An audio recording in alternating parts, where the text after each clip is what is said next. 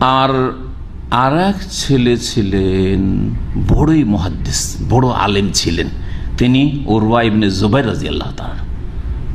আব্দুল্লাহ ইবনে জুবাইর আর আরেকজন উরওয়া ইবনে জুবাইর। এই উরওয়া ইবনে জুবাইরের গল্প শোনাই, কত বড় যে বালা মুসিবত তার উপর এসেছিল, কিন্তু কত যে ধৈর্য ধারণ করেছেন, তারপরে শুকরিয়া আদায় করেছেন। শুনেন তার জীবনী সম্পর্কে। বলছেন যে উরওয়া ইবনে জুবাইর রাদিয়াল্লাহু তাআলা আনহুর পা পচতে লাগে। সুবহানাল্লাহ, পা খেতে পচন ধরে, পা খেয়ে যাচ্ছে, পা নষ্ট হয়ে যাচ্ছে।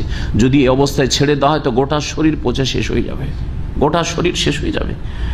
তখন ফারশাদাহুল আতিব্বাউ ইলা কাতইহা, ডাক্তাররা সেই যুগের বলল যে পাকে কেটে ফেলে দিতে হবে, রান থেকে নিয়ে পাকে কেটে ফেলে দিতে হবে। আল্লাহ, পাকে কেটে ফেলে দিতে হবে। লিআল্লা তানতাশিরা ফি সাইরি জাসে, যাতে করে এই রোগ গোটা শরীরে সংক্রমণ না করে যায়। ফাকুতিয়াত, পা কেটে ফেলে দেওয়া হলো। ওয়াশা আল্লাহ তাআলা, সুবহানাল্লাহ, আল্লাহর যে ইচ্ছা পরীক্ষার। যেই দিন পা কাটা হয়েছে সেই দিনে আরেক দুর্ঘটনা ঘটেছে তার। সেই দিনে আইয়ামুত আহাব্বা আওলাদিহি ইলাইহি ফিল ইয়াউমি যাতি, ওই দিনে তার সবচেয়ে প্রিয় এক ছেলে ছিল, সেই ছেলে মারা যায়। এদিকে পা কাটার বিষ আর কষ্ট, মানসিক শারীরিক, আর সেই দিনই সবচাইতে ভালোবাসার আদরের যে ছেলে, সেই ছেলের ইন্তেকাল হয়ে যায়। সুবহানাল্লাহ, পরীক্ষার উপর পরীক্ষা, পরীক্ষার উপর পরীক্ষা। আশ্চর্য হয়ে যাবেন আপনি। তাও কে? একজন সাহাবী। এবং এই উরওয়া ইবনে জুবাইর অধিকাংশ ইলম হাসিল করেছেন তার খালা থেকে, আয়েশা রাদিয়াল্লাহু তাআলা থেকে। দেখবেন হাদিসের কিতাবগুলি আন উরওয়াতা আন আয়েশাতা, আয়েশা রাদিয়াল্লাহু তাআলা থেকে অধিকাংশ হাদিস বর্ণনা করেছে। কারণ বেগানা পুরুষ তো আর হাদিস বেশি শুনতে পাচ্ছেন না, তাই না? কিন্তু খালা আর বোনের ছেলে খালার কাছে গিয়ে হাদিস শিখতেন, খালার কাছে গিয়ে হাদিস পড়তেন আর হাদিসগুলো মুখস্থ করতেন। এই জন্য আয়েশা রাদিয়াল্লাহু তাআলা থেকে 2000-এর বেশি যে হাদিস পরিণত আছে, অধিকাংশ হাদিসগুলি বর্ণনা করেছেন উরওয়া রাদিয়াল্লাহু তাআলা। এই উরওয়া ইবনে জুবাইর রাদিয়াল্লাহু তাআলার উপর এই বালা মুসিবত এসেছিল। লোকেরা এক তো তার পা কাটা হয়েছে, তার রোগীর যে পরিচর্যা বা ইয়াদাতুল মরিজ হক আছে সেটার জন্য গিয়েছে, আর ছেলেও মারা গেছে, তাকে তাজিয়ত সান্ত্বনা দেওয়ার জন্য লোকেরা দলে দলে যাচ্ছে।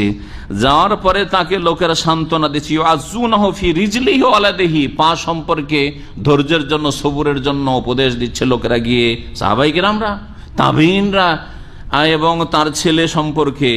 সেই সময় তিনি কোন রকমের অধৈর্য না, সুবহানাল্লাহ, বলছেন আল্লাহুম্মা লাকাল হামদ। কি বলছেন? আল্লাহুম্মা লাকাল হামদ, আল্লাহ তোমার যাবতীয় প্রশংসা, তোমার শুকরিয়া আদায় করছি। সুবহানাল্লাহ। কানু সাবআতান ফাআখাযতা ওয়াহিদান, আমার 7 ছেলে ছিল, একটা তুমি নিয়েছো, আলহামদুলিল্লাহ আরো 6টা বাঁচিয়ে রেখেছো। দেখছেন, এটা হচ্ছে শুকরিয়ার দিক, যে আলহামদুলিল্লাহ 7 ছেলে ছিল, একটা নিয়েছো, 6টা আছে, এখনো 6 ছেলে এখনো আছে। ও আবকাইতালি সিত্তাতান, এখনো 6টা ছেলে মেয়েকে আমার বা ছেলে সন্তানকে বাঁচিয়ে রেখেছো, ছেলে মেয়ে ছিল অথবা ছেলেই ছিল। ওয়াকান আলী আরবাতু আতরাফিন, হে আল্লাহ তোমার শুকরিয়া আদায় করি, আমার 4টা হাত পা ছিল, 2 হাত আর 2 পা ছিল। ফাখাযতা ওয়াহিদান, তুমি একটা পা নিয়েছো, এখনো 3টা বাকি আছে। আলহামদুলিল্লাহ, আলহামদুলিল্লাহ পড়ছেন, এখনো 3টা বাকি আছে। ওয়াবকাইতালি সালাসা, 3টে অঙ্গ এখনো বাকি আছে, 2 হাত 1 পা বাকি আছে আমার। ফাইন কুনতা আখাযতা ফালাকাদ আতাইতা, আল্লাহ যদি তুমি নিয়ে থাকো তো আমাকে দিয়েছো, তুমি কিছু নিয়েছো তো কিছু দিয়েছো, অনেক কিছুই দিয়েছো।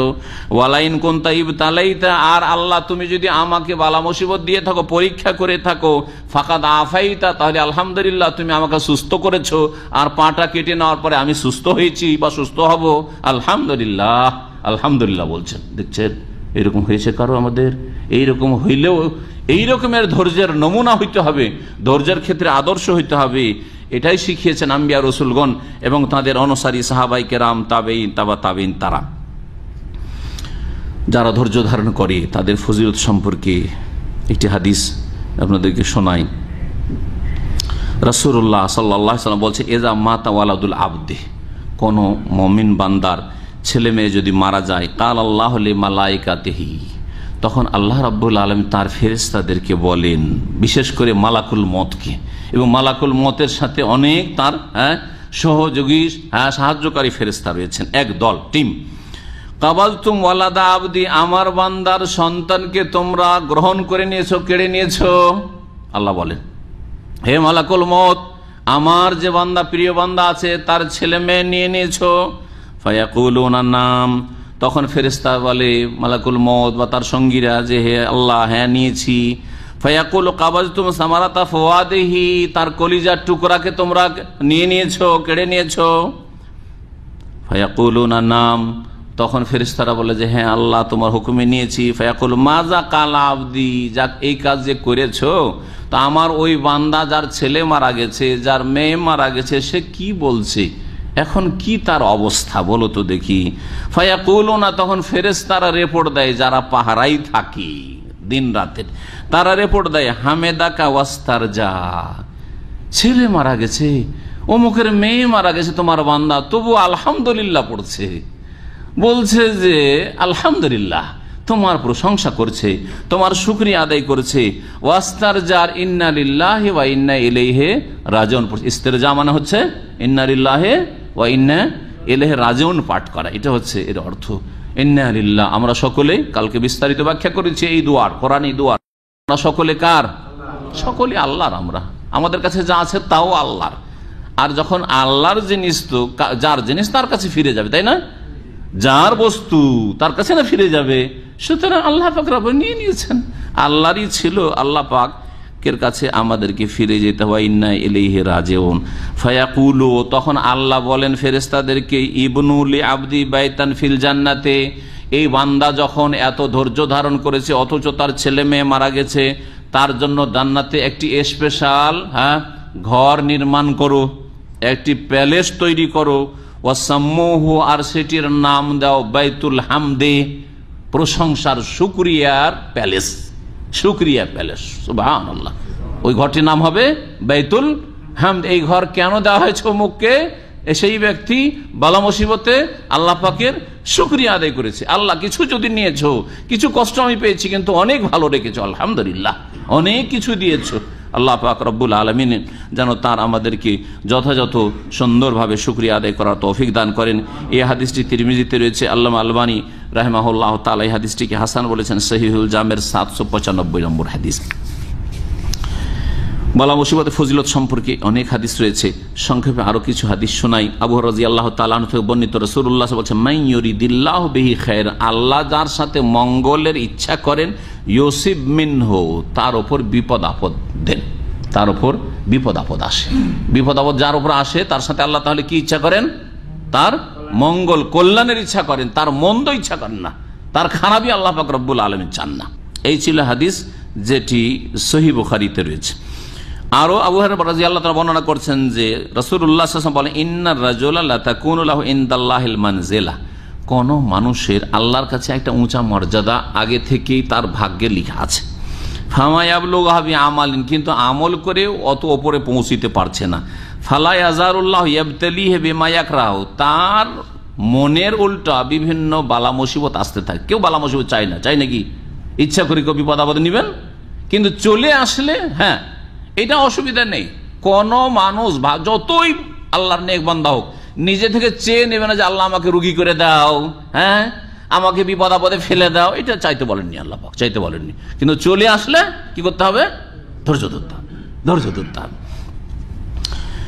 আমল দিয়ে যখন পৌঁছিতে পারছে না, তখন আল্লাহ পাক তাকে পরীক্ষা করতে থাকেন, বালা মুসিবত দিতে থাকেন। হাত্তা ইউবাল্লিগাহু ইয়াহা, এমনকি সেই ব্যক্তিকে আল্লাহ পাক এই বালা মুসিবতের মাধ্যমে উঁচা মর্যাদা পর্যন্ত পৌঁছিয়ে দেন। হাদিসটি মুসনাদে আবু ইয়ালাতে রয়েছে এবং হাদিসের সনদ আল্লামা আলবানী সহিহ বলেছেন। রাসূলুল্লাহ সাল্লাল্লাহু আলাইহি ওয়াসাল্লাম আরো বলেছেন, ইন্নাল আবদা ইযা সাবাত কাতলাহু মিনাল্লাহি মানজিলা, আল্লাহর পক্ষ থেকে কোনো বান্দার যখন মর্যাদা, আগেই মর্যাদার ঘোষণা হয়ে যায়, লাম ইয়াবলুগহা বিআমালিহি, সেটাতে তার আমল দ্বারা পৌঁছিতে পারে না, ইবতালাহুল্লাহ ফি জাসাদিহি, তখন তার শরীরের ক্ষয়ক্ষতি হয়। কোনো জায়গায় হাত পা ভেঙে গেল, হ্যাঁ কোনো জায়গায় জখম হয়ে গেল, আহত হইল, আফি মালি, অত ধন সম্পদের ক্ষয়ক্ষতি হলো, আফি ওয়ালাদি, অথবা ছেলে মেয়েদের ক্ষয়ক্ষতি হয়ে গেল।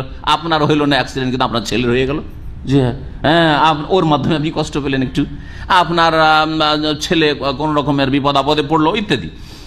সুম্মা সাব্বারাহু আলা যালিক, তারপরে সেই ব্যক্তিকে আল্লাহ পাক ধৈর্য ধরার তৌফিক দান করেন, হাত্তা ইউবাল্লিগাল মানজারাত আল্লাতী সাবাকাত লাহু মিনাল্লাহি তাআলা, আল্লাহর পক্ষ থেকে যে অগ্রিম যে আল্লাহ পাক তাকদীরে তার রেখেছেন তার এই মর্যাদা, সেই মর্যাদায় আল্লাহ পাক পৌঁছে দেন। এই হাদিসটা আবু দাউদে রয়েছে, আল্লামা আলবানী হাদিসটিকে সহিহ বলেছেন।